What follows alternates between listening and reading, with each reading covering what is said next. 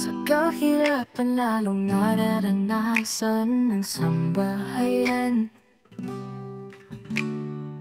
Sarili turo ang maging mapanuri sa kapaligiran. Tandaan limitado ang ating mga pinagkukunang yaman. Apat na katanungan, sikaping mabigyan ng kasagutan.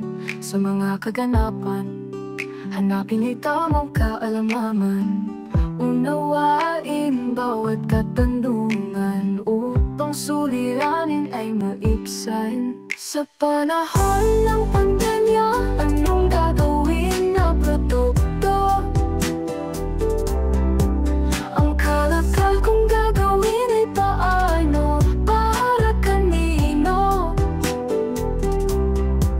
Mga produktong iisipin, naglilinangin.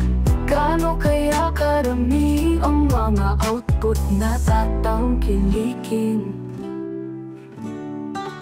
Tandaan mga katanungan upang ika'y magkabayan.